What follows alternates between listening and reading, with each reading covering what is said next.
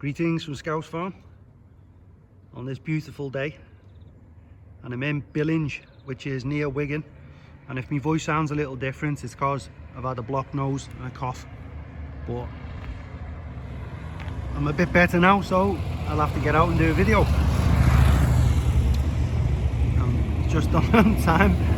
Some nice loud motorbikes go past, but that's an old beautiful English pub which looks to have been an old stable based on that doorway, and I'm here to see the grave of a legendary vampire, or what legend says is a vampire's grave, and it's in the grounds of St. Aidan's Church, which also houses some Commonwealth war graves, as you can see there from the sign, which means there's some graves to people who've lost their lives in one of the senseless world wars of the 20th century. But, try and angle away from the sun, and it's actually quite a quaint church. I'm not here to see the church as mentioned, I'm here to see the grave, but you know, a nice weather vane on top, and compass vane, if that's the right word for it. A big massive clock that doesn't work because it says 12 o'clock and it certainly isn't. It's quite early in the morning.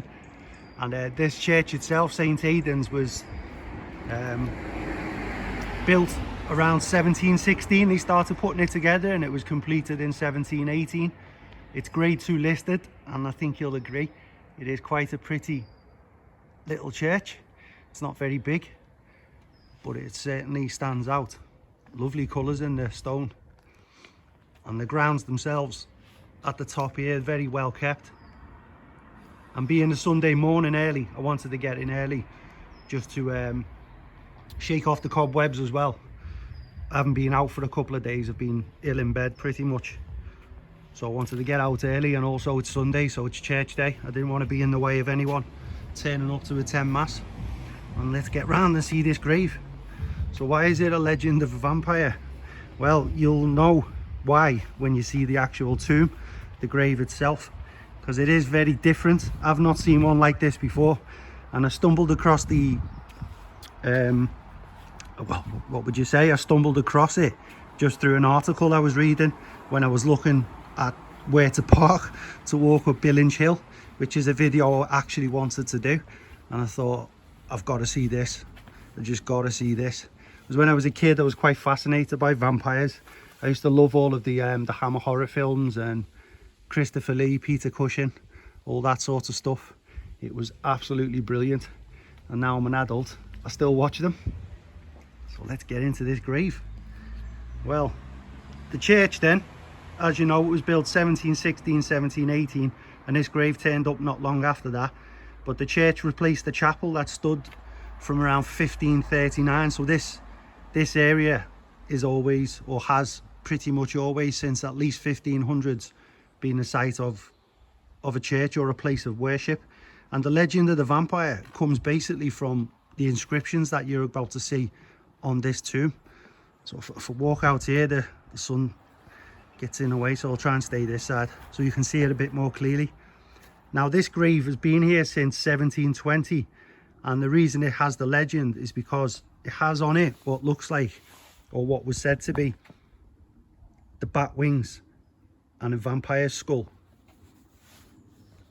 And I think you'll find that is a bit unusual to see on a tomb, and it is surrounded by some other macabre symbology, but a lot of it now you can't really see, because through the passage of time, as you would imagine, being here since 1720, a lot of weathering has occurred. So you can see on the top there, it looks like there's some inscriptions that have faded somewhat, and I think this, some people have said that it used to be curtains, or it looked like a row of curtains, which would make sense. And I think you can see the date there, 1720, just in the corner, that's the date. But look at that, that's madness, isn't it? You do not expect to see that in a churchyard, and that's where the legend has it. So if you can imagine, around the 1700s, from what we've been led to believe, there was a lot of superstition in the past, you know, witches and I don't know, witch trials and all sorts of people just saying if you're not with God, you're the devil, and if you don't go to church, there must be something wrong with you. So it could really ring true that people thought it was the grave to someone who erred on the dark side of the forces, but after a little bit of research, I don't think that's the case. And well, you wouldn't think it's the case, would you? Because how would you prove that if a vampire's real or not? But yeah, that's the legend. But the grave itself does belong to two people, in fact. It's George and Kitty Smith. And the story goes that George, while taking a break from work somewhere around this way, he was bit by a snake and he died. And that in itself has a few potential problems, but we'll go into that in a minute. But that's what the story from what I can see, or what I could gather from reading a few articles about the grave, is that he was bit by a snake and he died.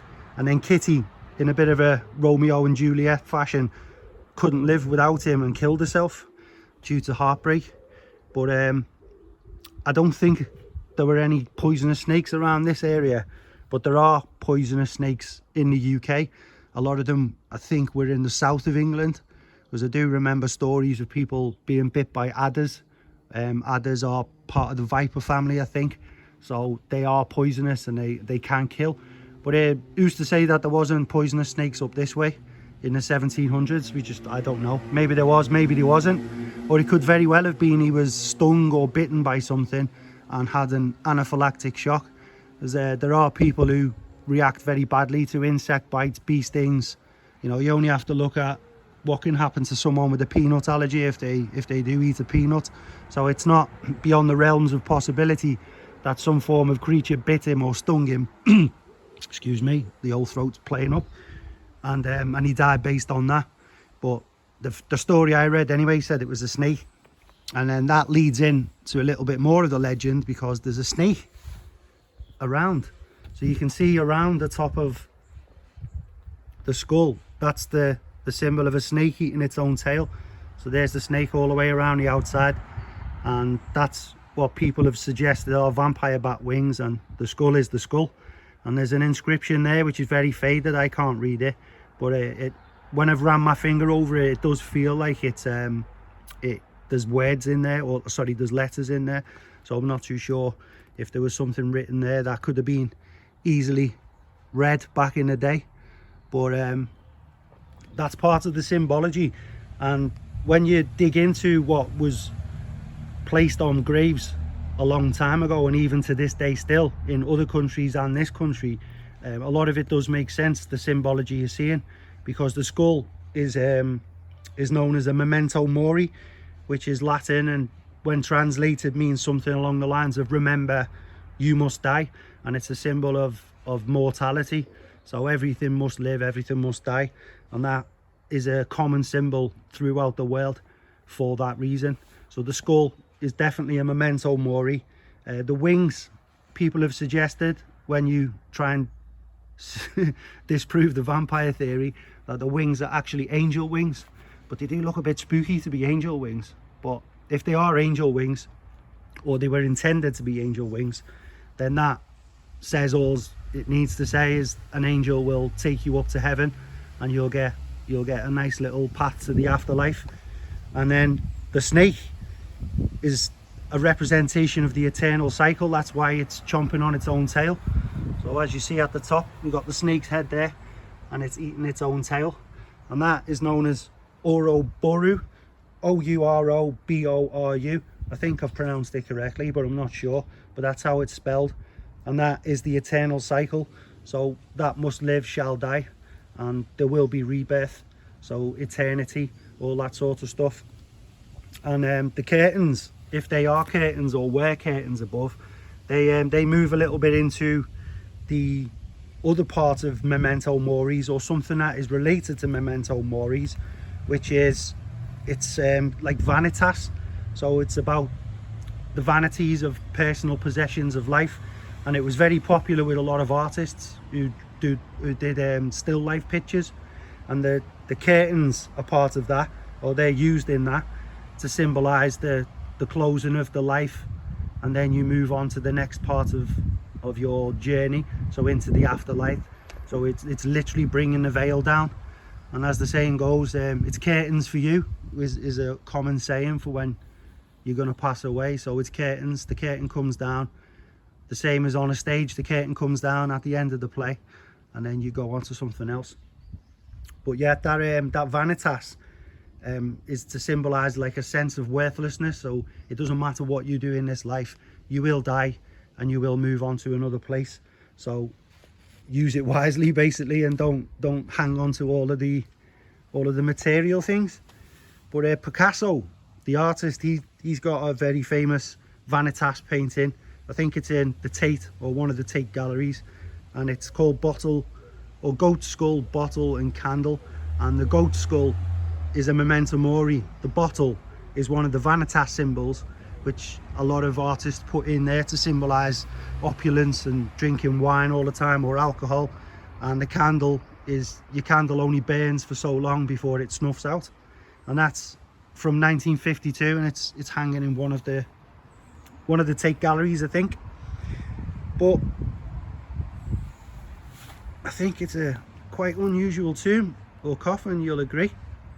And it does belong, as I mentioned, to George and Kitty Smith, and I think you'll just about be able to see it, as you can see it there. So there's actually a grave of two people, George and Kitty Smith.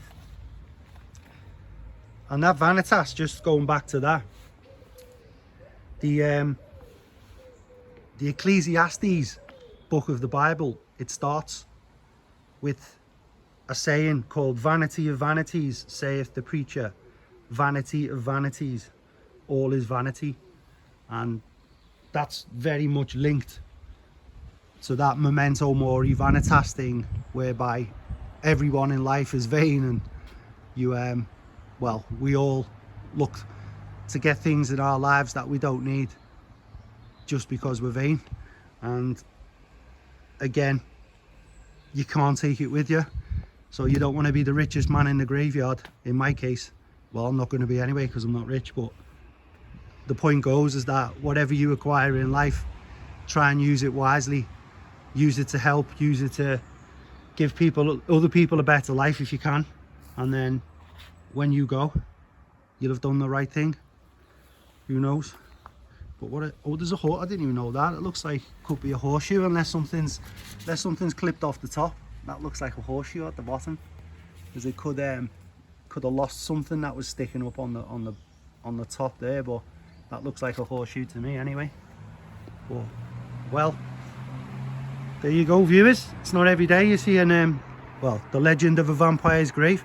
But hopefully you enjoyed this video, because it is unusual. And I am here to go up Billinge Hill, so I'm going to walk up the hill now, and then at some point you'll see another video at the highest point in Merseyside, because that's where I'm about to go. So thank you all very much for watching. Have yourselves a great day. The weather's beautiful if you're in this neck of the woods, so get yourselves out and about. And Scouse Farm, in the grave of a vampire. We'll see you all again soon.